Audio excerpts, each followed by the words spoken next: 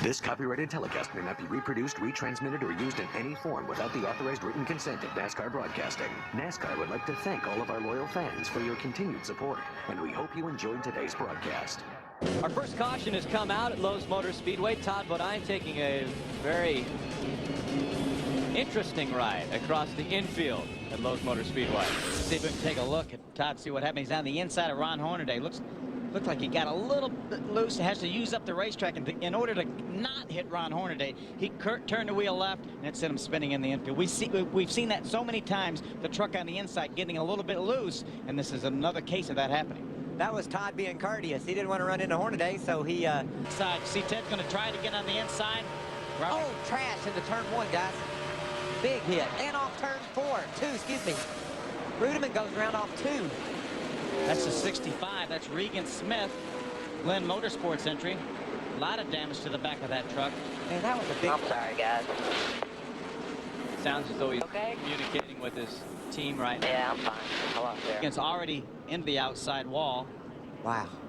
You see him keep the brakes locked. I'm trying to keep the truck up there, but unfortunately the banks are self-cleaning. More than likely it's coming back down. You see a rear spring. This year, Ron Hornaday taking over that ride. Oh, we got a flat. Oh, problems with Shigeatori.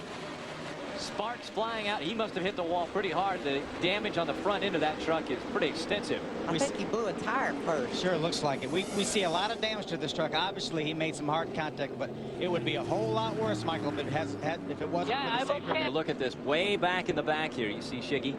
He's already made contact with the outside wall. You see the sparks coming from the right front of the truck. We mentioned earlier he made some contact in practice. They were able to get that truck back together, and that a terrific qualifying run, qualified in the top 10, up in the 8th position.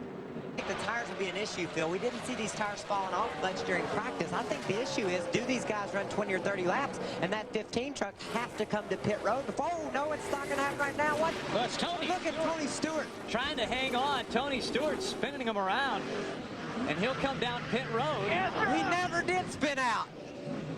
Jack Sprague got turned around. I got it. Got turned around right behind him in the aftermath. Caution flag comes out. That is so cool. He never did might need spin some out. tires, though. Tony said, I got it. He just said he might need some tires. He might Come need back some in, get undies, more, too. guys. Get ready here. Remember, Bobby Labonte spun down through the grass in Atlanta and came within just a few thousandths of a second. You see Tony on the outside. He came down a little bit, looks like, made a little contact with Kelly Sutton, the 0-2.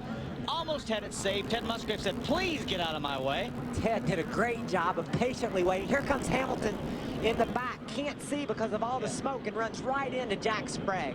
He probably did some damage to the left rear of Jack Sprague. He might have bent the rear end housing. That's why they pushed Jack Sprague behind the wall. I think that's equally as questionable strategy for the 10 truck. Again, I don't understand if the trouble off two. Yeah. Jimmy Spencer's around. Mr. Excitement keeps it going straight as Bobby Hamilton just avoided that spin. Come on, And the caution will come out. We'll see this time if Kyle. All right, that's the best save I ever saw. He just outdid Tony Stewart with that save. How did he do this? On the inside of Huffman, no, excuse me, on the inside of Skinner. Pushes up into him. Just a little bit. Skinner actually came down maybe a hair, and what a tremendous job. Look at Timothy Peters get by Jimmy Spencer. Tremendous job for his first time ever on a super speedway. And Ted Musgrave was in the same position. Crafted. 10 years tough of the NASCAR Craftsman Truck Series.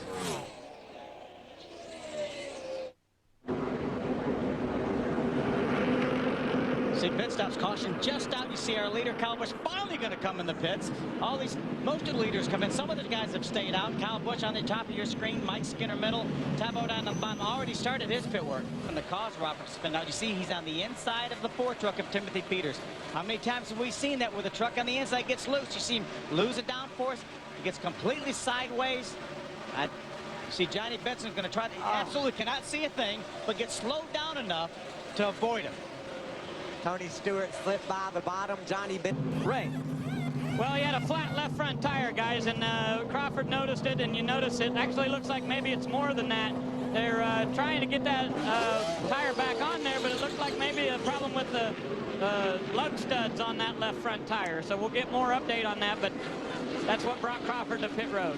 You see the tremendous damage on the front of that truck. He is the truck that got into Bobby Hamilton on that accident coming off turn 4 when Tony Stewart spun. That's where Bobby Hamilton's rear damage came from, the front of Rick Crawford's truck. Bobby Hamilton had gotten into the back of Jack Sprague, and so that was the problems with Holding the spoiler in the back up. Is this one of those baling wire and 180-mile-an-hour tape? Oh, problem. Wow, big Timothy crash. Peters in the 4 into the wall. Look at Ted. Wow, what a great job by Musgrave to avoid the 66 of Todd Bodine. Well, he's had a lot of practice. Yeah, I he's bet- avoided 3 wrecks so far. Yeah. He's probably sitting there saying, try it again, guys.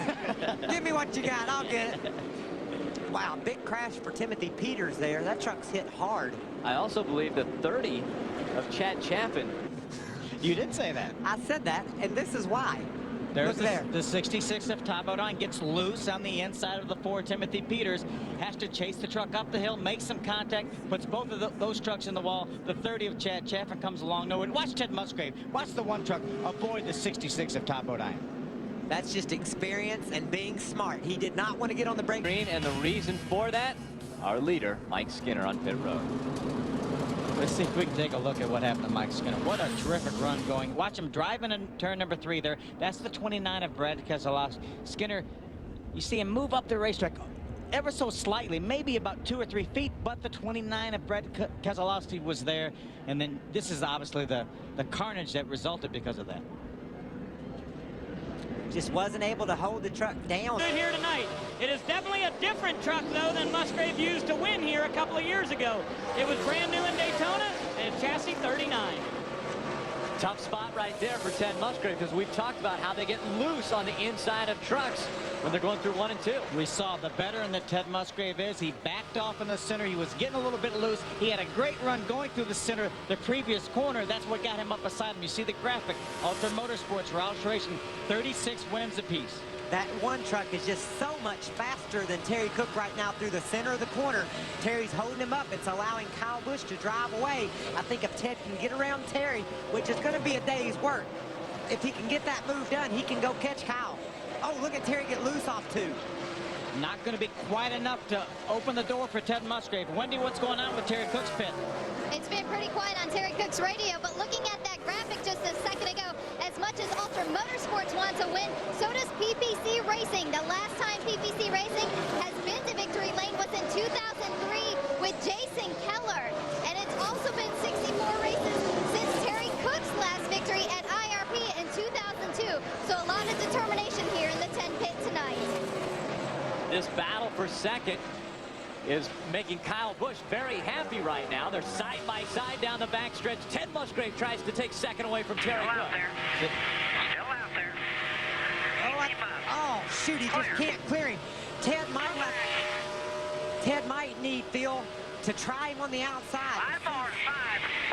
See if he can't get around the outside of Terry Cook and then pursue Kyle. He keeps trying the inside, but he just can't do the job. There he is again to the inside. Got a great run going, but see if he can get enough in front of Terry to move up the racetrack and get Terry out of the throttle. He can't quite do it.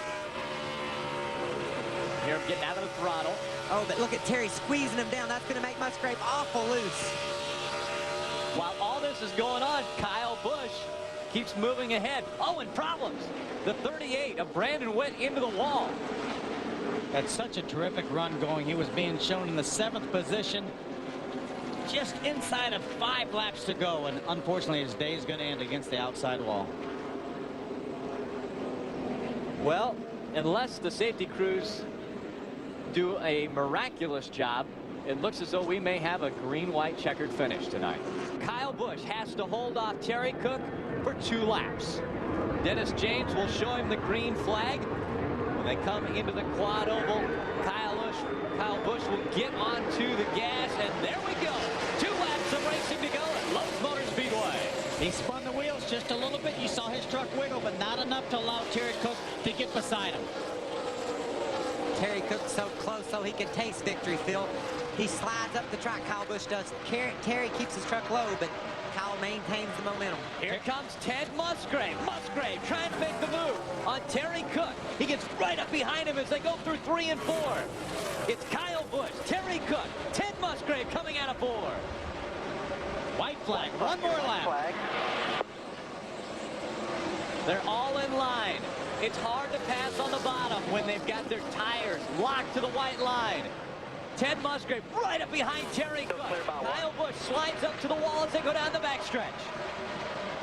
Ted Musgrave trying to make Terry Cook loose down there in that end of the corner. Was not able to make it happen. Here comes Kyle Busch, looking for his first ever win in the NASCAR Craftsman Truck Series. As he comes out of turn number 4, across the start-finish line, Kyle Busch will win. Oh, Steve Park and Johnny Benson side by side for 4th place. What a terrific job by Richie Waters, Kyle Busch, that entire Billy Ballou team. Their second win as a team. They won Las Vegas with Shane Meal last year. What a great job by Kyle Busch. Remember, we haven't seen him in a truck since he was 16. Well, we saw him at IRP last year, had a good run going close to a top 10 finish. But remember, he first started his NASCAR career when he was 16 years old, driving for Jack Roush. What a great run. What a great job he did with that truck. 10-4, guys. That was awesome. Way to get it done, Richie. That's payback right there for the day I tore up both of your stuff.